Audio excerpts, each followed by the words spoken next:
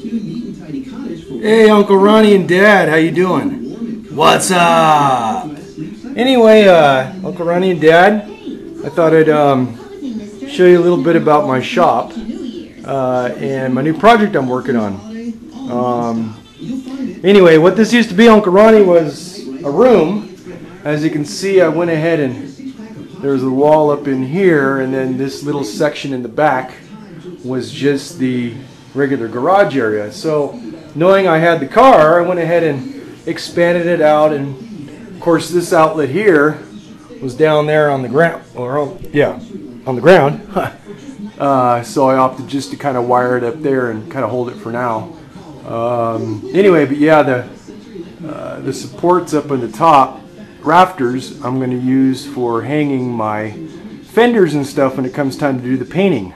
But anyway, I kind of like my little shop. There's my little girl Lacey. Hey Lacey, say hi. Say hi, Lacey. Say hi. Good girl. All right, that's Lacey. But yeah, here's my 400 engine. No leaks whatsoever, Uncle Ronnie and Dad. Nothing. I mean, it is button tight. Looking good. Look how nice and clean that carb is. It's a 1978 400 L78 with the original stamp right there. You know how they, Uncle Ronnie, how they put a marker on the heads. Anyway, yeah, I'm going to repaint it. I have the paint and stuff. Manifolds, of course, I'm going to go ahead and paint with some high temperature cast iron paint and bring it back to the original color here. Just kind of touch it up a little bit and get it ready for what it should look like. And that's what the engine's going to look like when it's done. Nice and buttoned up and clean. This is what the interior is going to look like. And the only picture I could find on the internet was in a museum. Only picture I could find.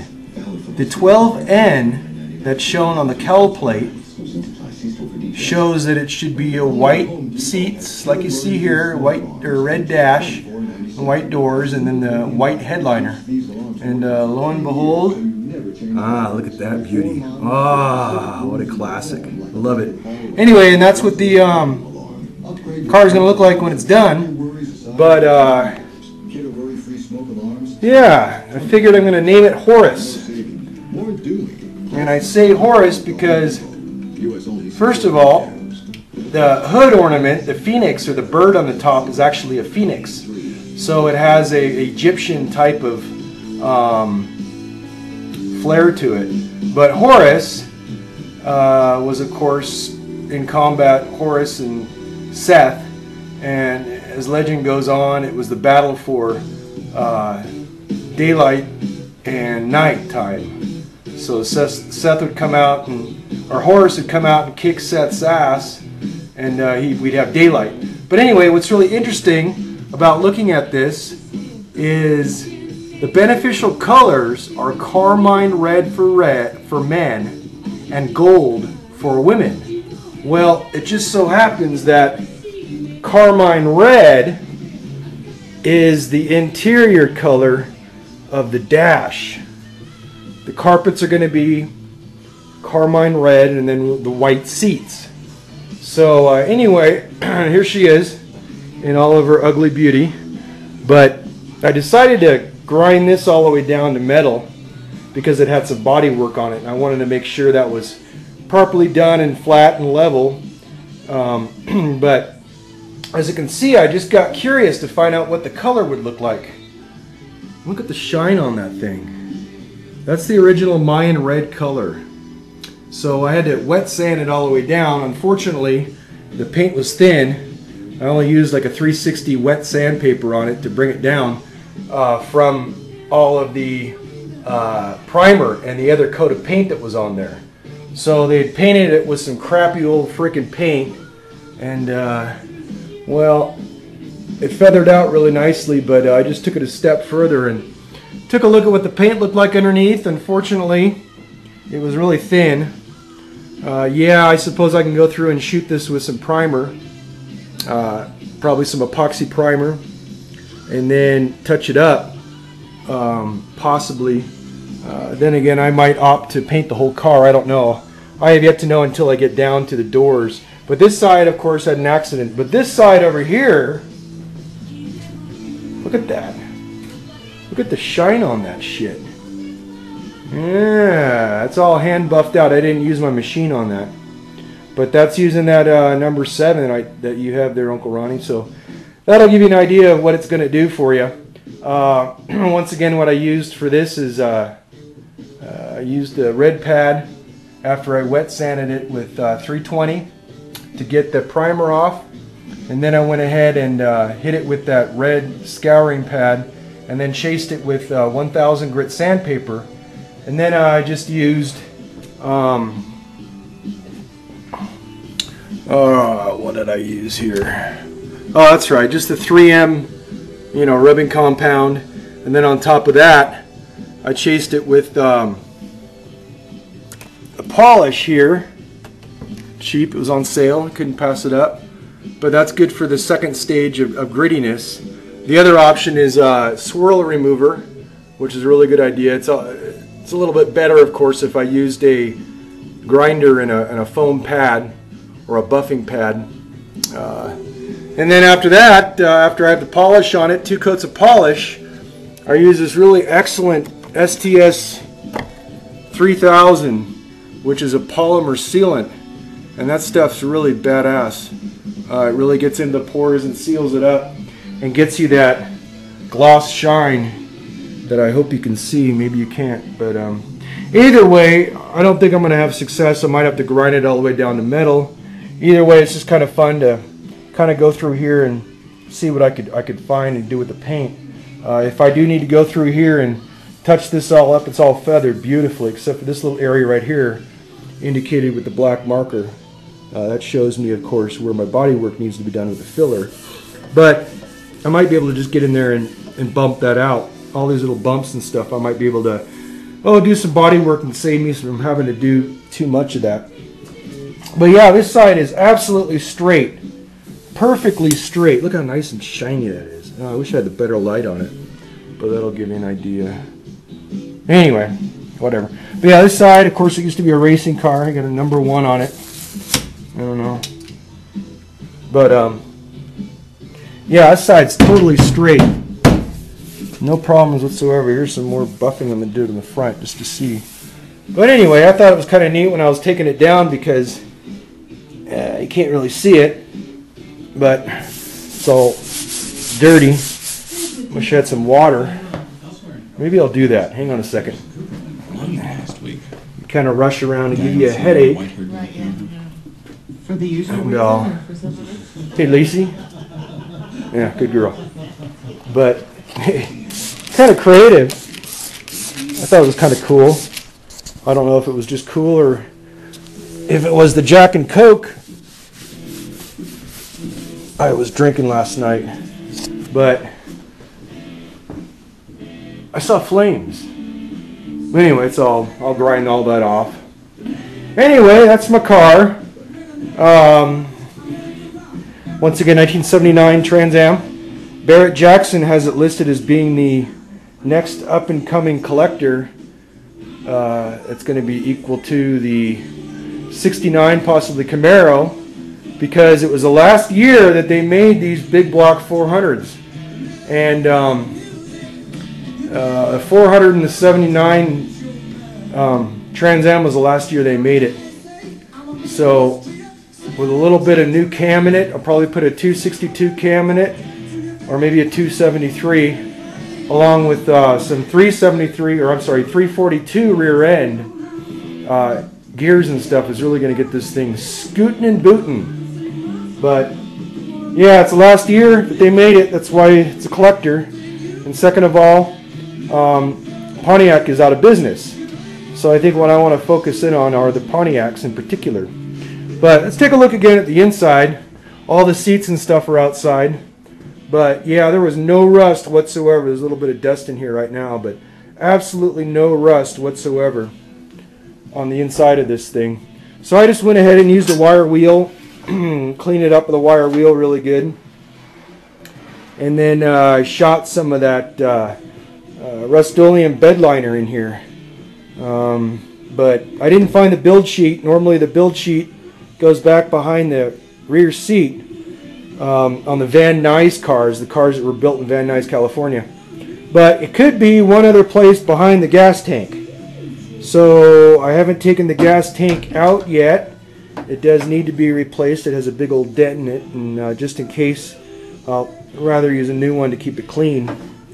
Or I could, you know, put some vinegar or whatever in there to clean it out. But anyway, the dasher, as you can see, is really friggin' ugly. It's just beat the shit. Well, there's a company out there that makes what's called dash filler, of all things. And all you got to do is chip off all this shit on it, right? You know, you get it down to regular, and then you just fill it with this urethane dash filler, and then you sand the whole dash down, taking off all the texture on it and so on and so forth. And then SEM, paint company SEM, makes the color matching upgrade for the carmine red, which is what color this should be. I know restorations pretty much use that vinyl coating on it, but a lot of time and effort goes into prepping it, make sure it's totally clean, degreased, the whole 9 yards, and then fillering it.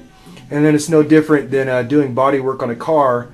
And then after you have it all sanded down, you use SEM texture paint or texture spray, and then you spray the dash and stuff after you tape off the cowl, which looks really nice, by the way. It looks really clean over there. And then you just spray, and it matches the Pontiac texture.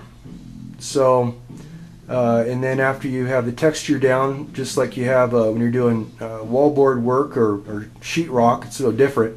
And you just kind of spray over the top of that, light coat, wait till it's a little bit tacky, and then go ahead and your following coats on top of that about 10 minutes apart. But they also make and I'll be able to do the steering wheel too, and the bevel on the dash, I'll be able to take that out and then use some mothers or some aluminum polish on that, really nice. But all the bezels, I have everything in here. It's been kind of torn apart and it's in pieces over there in a box. But anyway, there is my little project. Cowl plate, I got to strip this down still for the cowl area, and then I'm going to shoot that in the semi-gloss, a couple coats of that, and then I'm going to follow it all the way down to the firewall where I already prepped it with some epoxy primer. And of course your brake booster and everything like that over here, that's the original. So instead of buying a new one, hell, it doesn't need it. It's called, a good company for you to remember, Uncle Ronnie, it's called Eastwood Paints. And they do all kinds of stuff for restoration on vehicles. But I can repaint that to make it look like that cadmium. So of course that'll brake booster, I'm going to rebuild all this stuff. Windshield wiper, and if you got the old AC, I'm just going to use some aluminum polish for that. This door over here sags. No big deal. As you know, I'm going to get in there and pop that little weld off right there that holds that pin on. And then I have the new pin kit. So that's my next project, is to take off the door after I get it ground down, and then replace the pins and keep the door off. So for when I get done or ready for the paint. When I do the paint, I'm going to do the doors, hood, fenders separate from this. But I'm going to take off the molding. Just going to go ahead and use a little drill bit and pop off little rivets right there. I don't know if you can see that. Well, you know what they look like, but just pop it off, and then I'm going to ream it out a little bit, and that way when I put my filler over the top of it, you won't even tell that that was there. So yeah, this side's had a little bit of damage, no big deal. All the old Bondo crap, I'll have to sand that off and re-level it. I might be able to get in there. Yeah, I might be able to get on the inside and pop that out with a hammer. And there's another dent down here, as you can see. That little dent there. I might be able to once again get inside the door or they make a little suction cup that I've seen that's really effective. A lot of body shops use it. It's air compressed, and then it's an air hammer type slide thing. You know what I'm talking about. So that might pop that out. If not, I'll just pound it out the best I can, and then skim coat it with some filler. And that's what I have to do here with all this, is get it down the best I can, and then skim coat it, of course, get all the paint off, and then sand it down to the board and do it right. So anyway, trunk, I don't need to show you that, but yeah, it's all there. So anyway, welcome to my little garage here in my shop. It's kind of interesting, but nonetheless, it's a shop. Oh yeah, over here, here's some cars that I buffed out for a car show. Looking really sharp. That was my favorite, that 32. That was fun to work on. Yeah, the guy I'm learning from, and I've done buffing work for. These are the cars I buffed. That Camaro was a dream. Oh, that's my dream car right there. Ah, 69 Camaro SS convertible. Badass. And here's a little Willys. That was a fun project. A lot of glaze work on that. We put a lot of glaze on that to really make it shine. But yeah. And of course, you got some great old cars. Oh, I wanted to show you this. You know, it's kind of neat. We did that research on our grandparents. But I have here one of the old original wrenches. And I don't know if you can read that, but it says, you probably can't. But Dad said this was his grandparent or granddad's or something like that. It's definitely old. I love old tools. Freaking rock. Anyway, when I learned that great-great-great-grandfather was into horses, and I looked really carefully, I think maybe this might have been great-granddad's, because it says Diamond Calk Horseshoe Company out of Duluth, Minnesota. So being it's a horseshoe company, I'm thinking maybe it's been around a while, but I love it. I do a lot of work with this. And I wanted to show you these racers right here on the inside of my bearings. You probably can't see it. But anyway, the races were all beat to hell on the inside. You probably can't see it, but probably not. Anyway, where is it? Oh, here's a good example right here. You probably can't see it once again. Maybe if I do it like this. Maybe you can, maybe you can't. Probably can't, but either way, the races were shot on it because all the glaze was off of it and everything else. So there's an idea. So I just replaced all the bearings. I once again went through the whole front end. And here's a trivia question for you, Dad. What's that? What's that? Come on, Dad. I know you know cars. Uncle Ronnie, okay, your turn. What the hell is this? Oh, besides an ashtray. Okay, you're probably thinking, right? Because that is a piston for an inside of a brake caliper that makes a great ashtray. So what the fuck? I'm not going to throw it out. But anyway, welcome to my man room. And with that in mind, I will see you all later. Have a very Merry Christmas. And have a drink for me. Or if you don't drink, have a freaking smoothie. I don't know. But anyway, till later on, I'll see ya. Bye. Hey, Uncle Ronnie, Dad, how's it going? Welcome back to my garage here. I managed to, in 4 days, completely strip off everything from the vehicle, with the exception of the rocker panels at the very bottom. I didn't get down there too far. Concrete is really cold. Anyway, here you have it. Uncle Ronnie, I know you love cars. Dad, I know you do too, and it kind of reminds me probably of your Camaro that you had way back. Anyway, got it all stripped down, as you can see. Paid attention to the edges up in here, because whenever there is peeling paint, it's going to happen right on the edges. Anyway, I took off all of the old body filler that was on here just to take a peek at how they did it. And I'm glad I did, because they didn't do a very good job. And they didn't seal the metal like I wanted to, as I'm going to be using epoxy primer, which is a step up from the old school acid etch primer and taking care of the pre-coat of everything. Anyway, once again, I'm glad I kind of got down here, because I found a little rust spot right down there, which is pretty common on these old cars. But I'll get in there and clean it up and do some fiberglass patchwork on it. But the whole panel here, as you can see now, it has a body line. Whereas before, the body line was way the hell down here because it was hit in right here. And I couldn't get in there with a dolly, so I had to drill some holes in it, you know, the old school way, and I reamed them out, put a nice little chamfer on all the holes here so it'll hold the weld that I'm going to put on all of them.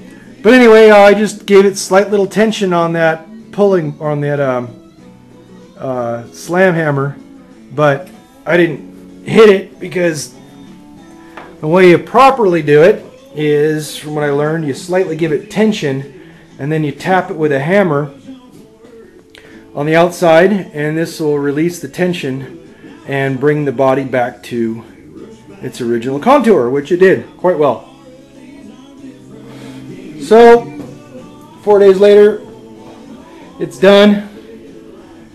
It's gonna be wiped down with some good old-fashioned wax and grease remover before I hit it with some epoxy after I weld the holes. And then I'll go ahead and put some body filler on there and take it from there. But bit by bit, it's coming along. I'm getting ready to drop the pan on the differential to get rid of all that old oil, and to figure out what gear ratio it is simply by counting the teeth on the gear there and dividing it by the number of teeth on the pinion.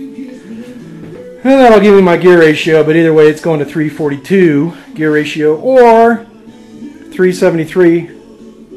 I'm sorry, 342 and 373, depending on the tires I'm going to put on it. But anyway, I'm talking too much. Once again, here it is, 4 days later. Woo! Getting her done. And it'll sit here until I can get plan B. But in the meantime, just thought I'd share it with you all. And with that in mind, once again, have a very, very, very Merry Christmas. And all that other good shit. Anyway, talk to you later on. See ya. Bye.